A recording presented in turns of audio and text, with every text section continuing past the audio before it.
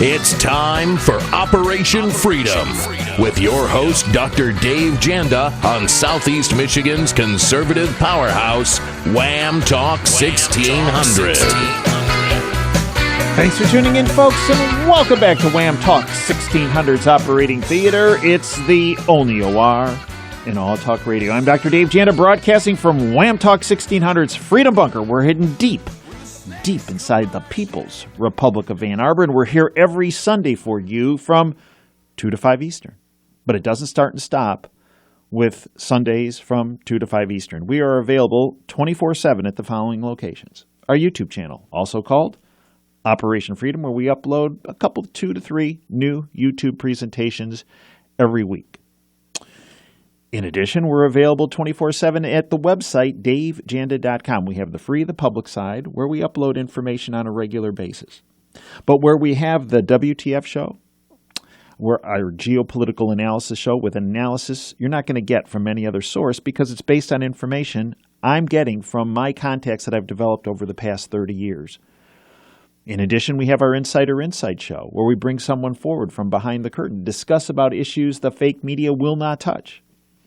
We, this past week, had Harley Schlanger do a deep dissection of the coup, the attempted and failed coup, might I say, of the Trump administration. I can assure you 100% of that information will not be presented through the bought-off lamestream fake media. This coming week, we have true whistleblowers, real whistleblowers, who are the two foremost experts in the world in surveillance platforms coming forward and speaking about a number of different issues, Bill Binney and Kirk Wiebe, one of which is about the election in 2020 and what needs to be done to make the system honest, let's say. It's an eye-opening interview that no one in the lamestream media will touch. That's available on our subscription platform, that show, and all the archives for both those shows, plus all the podcasts. So it's very convenient for if you happen to miss the show from 2 to 5 Eastern live.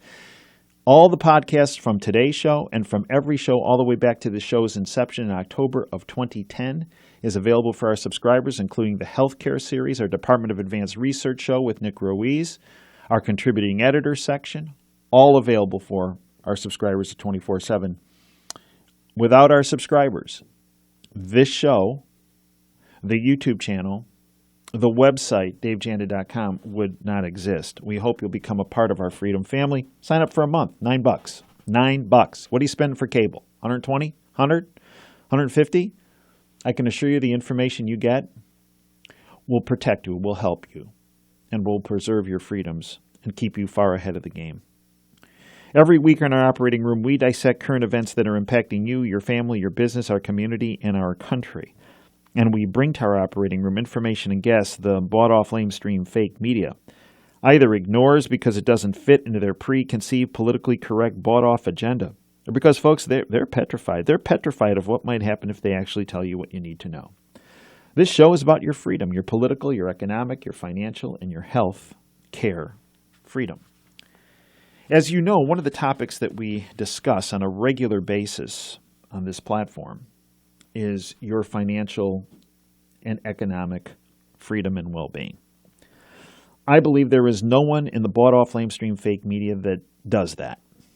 They propagandize you and put you in harm's way when it comes to the deep state. They want to strip you of your hard-earned income.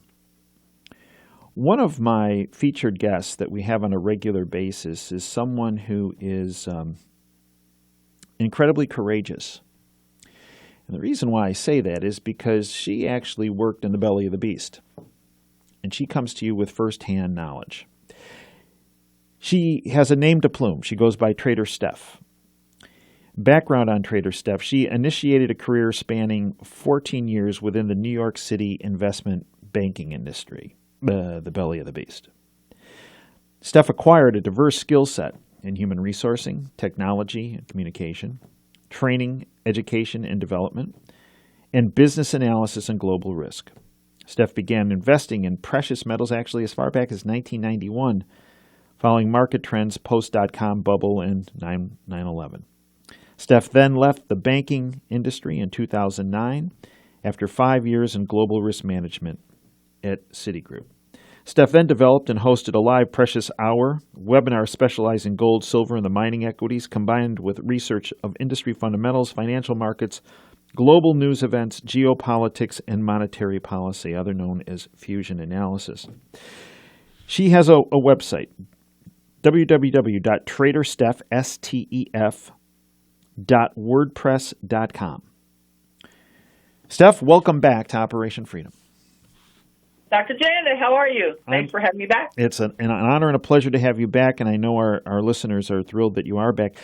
Stef, I want to focus on a couple, three recent presentations you have made that folks would never obtain if they just watched Fox Business News or Reuters or Bloomberg or CNBS, as I call it. And I want to touch on each of these last three. The first was an article you wrote entitled Rare Earth Trade War as an Ultimate War Trigger. Educate our listeners on rare earths. Sure. CNBC actually did a segment on this past week. Oh. They touch on it from every now and then. But there's a category in the trade war with China that, has basically been spared tariffs or an embargo. And I wrote an article back in September of 2018 about it, actually. So the new article is part 2. And it's about the importance of rare earth elements. I call them REEs, R-E-E-S. So they're really generally underestimated and unknown by the general public. So, wherever you look in the world, most especially in high technology and electronics, they're used to manufacture cell phones, televisions, computers, superconductors, magnets, renewable energy, the military, lasers, aerospace, high-tech military applications. So you get the picture how important these things are. There are 17 of them, and I'm not going to say what they are because I can't pronounce them. But if you go to the article in the website, you'll be able to see how they're spelled, and you give it a shot to see how to say them. But they're actually not rare, despite the name that they've been given. It's just that they're actually all over the world. They're very abundant, but in small amounts. And the name came from the fact that they have to be isolated from larger quantities of ore and other elements. So the problem is the infrastructure to extract those 17 elements, which is very costly, technology and labor intensive. And it also requires environmentally not friendly stuff like acids and chemicals to break down the ore, and it creates a lot of contamination issues. So countries like China and India, their EPA standards are much less strict, and they can produce them much cheaper. So what has happened through lots of different channels, China ended up being the primary producer and exporter of rare earth elements. And the United States, 80% of our supply, we rely on China to get it. And we get a little bit from Japan, France, Estonia, and a few others. That includes Australia. Now, one thing that popped up, that the technology company, it's pronounced Huawei? Yes, right. A lot of controversy about Huawei. Yeah. Well, U.S. officials have actually been very worried about rare earths since about 2010 when China reduced their exports, and that caused a big spike in price. Mm-hmm. And they also threatened an embargo on Japan following a diplomatic row over a fishing boat, Mm-hmm. And we realized there was a major national security risk to be dependent on China for our stuff. So the supply issue actually escalated in May of 2019, about 6-7 months after I wrote the initial article. And they threatened to restrict the exports to us as leverage for the sanctions against Huawei. And they're bringing 5G online, by the way. So, it's a big deal. So losing 80% of our supply is, a major problem. The good news is that in 2017-18, Trump prioritized resource extraction, which included oil, natural gas, and rare earths. So we've got the oil boom going on. We're now pretty much self-sufficient in natural gas and oil, but we're not there yet with rare earths. And there's some good news about this because there was a report done by, what are they called? The folks that do the research for geology in the United States, the USGS, I believe. They did a report, and shortly after that report was released, President Trump had reduced the regulations for oil and natural gas extraction as well as the rare earths. And it turns out that we can produce our own and provide a large chunk of the global supply. The problem is, what I mentioned earlier, we're unable to refine the mine ore down into the elements. We didn't have the infrastructure to make it happen. So in the near term, we're still vulnerable to something like an embargo. I mean, if you lived during the 1970s and remember the OPEC oil embargo. Yes, absolutely. Yeah, huge. And the Iranian Revolution and the Iran-Iraq war, so it could be an issue. But remember, Trump wanted to buy Greenland. He did. And he was he was lampooned for doing that, to say the least. He was ridiculed for doing that. Yeah, and it was a brilliant idea, actually, because... Yeah, it was. Because what's in Greenland, Steph? Lots of minerals, including rare earth elements. Yeah, but bing, bing. Go ahead. No, bing, bing, bing. Right on target. Exactly. But once again, the issue is the infrastructure in order to process them out of the ore. So it really wouldn't have solved the issue in the near term. So there was an executive order that President Trump put through, and it has resulted in what I'm about to mention. So one leg of the plan that has been launched is to build our own domestic processing facility. And one of the companies, this isn't a recommendation to buy this company, but if you're interested in investing, you might want to look into it. You know, it's up to you. But it's spelled Lynas, Linus. And it's an over-the-counter stock, and the symbol is LYSCF. Personally, I'm not invested in this company, just for disclosure purposes. But it's the world's largest rare earth producer outside of China. And they're in the process of finalizing an agreement with Blue Line Corporation, which is a private company in the United States, so you can't buy their stock. And they want to build a heavy rare earth processing plant in Texas. As of this time that I'm aware, at least what I'm aware of, a location hasn't been decided upon, and they haven't started building it yet, obviously. But there's a second leg of this plan, and that involves an active mining operation that's out in California. And it already has the processing infrastructure in place and will be ready to roll sometime in mid-2020. Now, the new owner of this mine, the mine's called the Mountain Pass Rare Earth Mine, and MP Materials, which is also a private company, but I suspect they're going to go public soon. So look up that company. We'll keep an eye on them if they should go public. But Mountain Pass is the only functioning rare earth mine in the United States.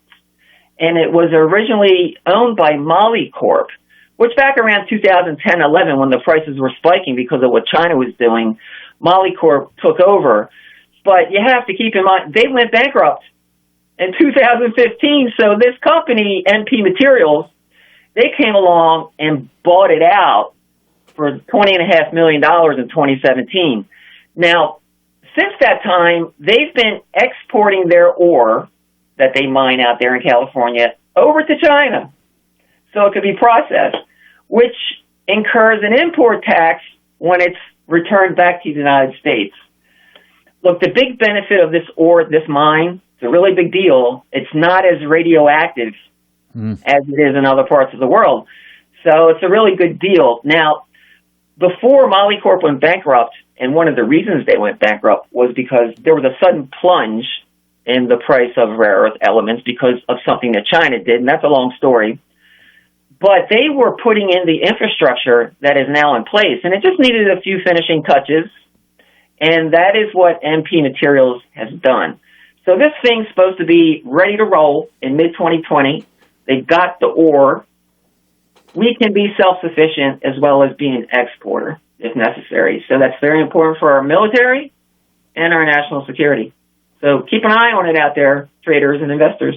Folks, we're speaking with TraderStef. And Steph, that's incredible insight, because for years we have been told that the United States will be forever vulnerable to the Chinese on these rare earth elements, because obviously they are the world's, if you will, breadbasket for the rare earth metals production, and that there's nothing that could be done. But in fact, as you point out, what President Trump has done in freeing up regulations, we mid-2020 and with this other source coming on, Linus, that we could well actually be in the years to come insulated from a potential oil embargo-like event, as you outlined, as it relates to rare earths. Exactly. I mean, and he signed an executive order that was specifically done to call on federal officials to develop this strategy to reduce our dependence on imported rare earths. So, thank you, President Trump. Appreciate that.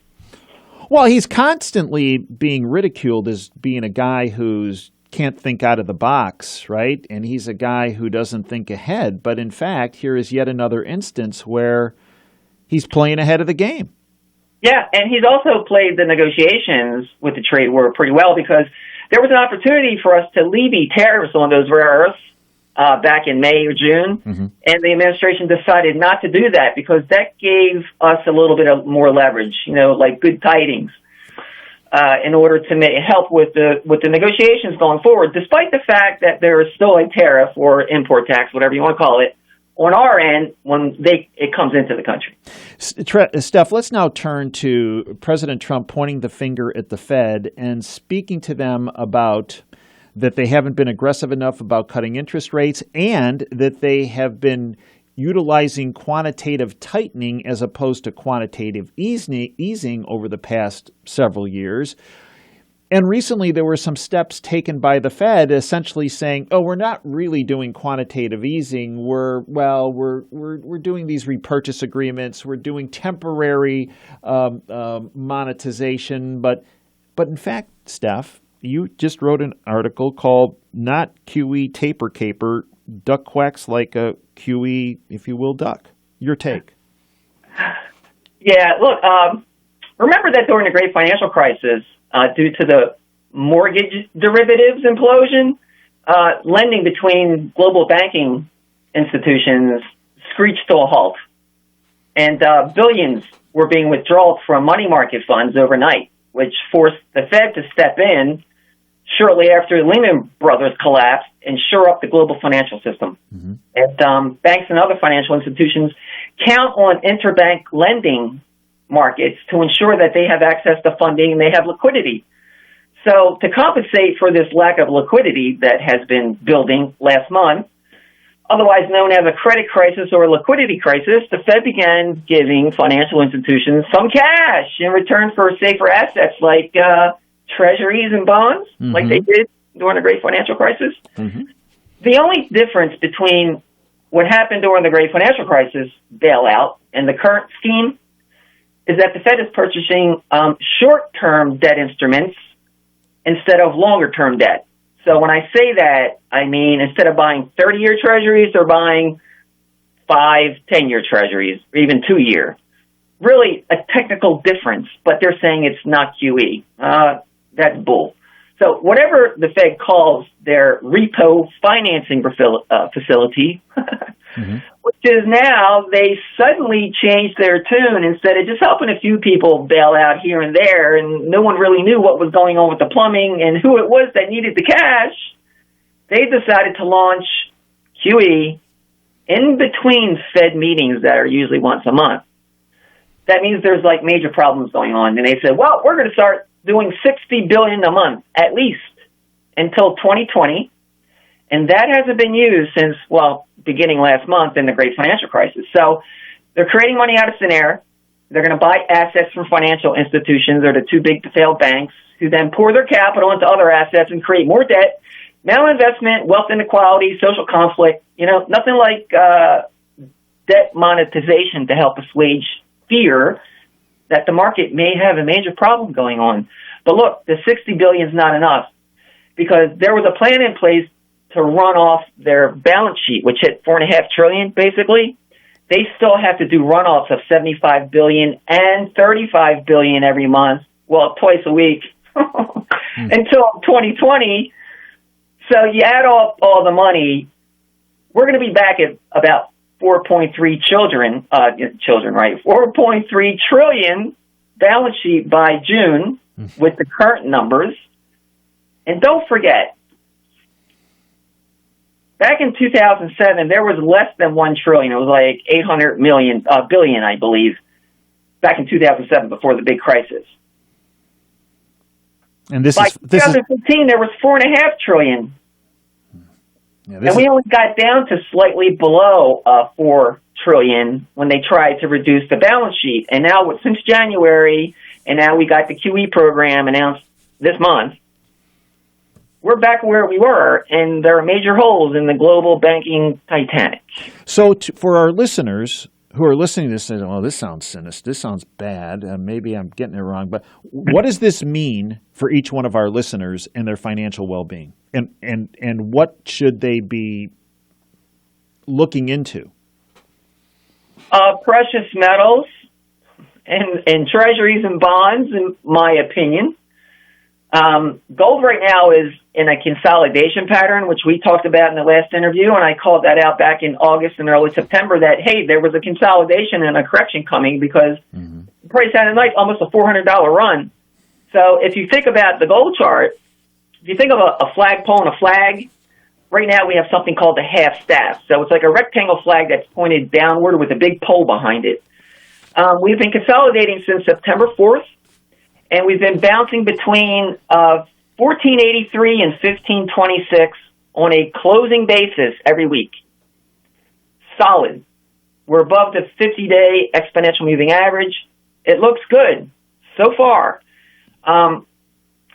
It's just choppy. Some news event, something's going to happen to set it off, and then we're going to go higher. Now, when you do the math on a half-staff flag, you take the amount of the first advance from the bottom of the pole up to the top of the flag. Whatever that amount of money was, you add to the bottom of the flag when we hit the low, which thus far, when I'm looking at the chart right now, we hit on October 1st, and the price was $14.59 and some change. You add the amount from the pole to that number, and we'll end up somewhere around $1,600 an ounce will be the next level of serious resistance and a potential pullback. But right in that area, there's coincidentally a Fibonacci number, which is 1586. So, Steph, how can folks follow you? Because they need to follow you on a daily basis. It's for their economic and financial well-being. How can they do that? You can hit me up on Twitter at TraderStef, and that's spelled with an S on the end, not a PH, or my website, TraderStef.wordpress.com. Thank you, Dr. Janda. Steph, I'd like to thank you for everything you have done, are doing, and will do. You are a voice of clarity and really outline what folks need to do to enhance their financial and economic freedoms and well-being.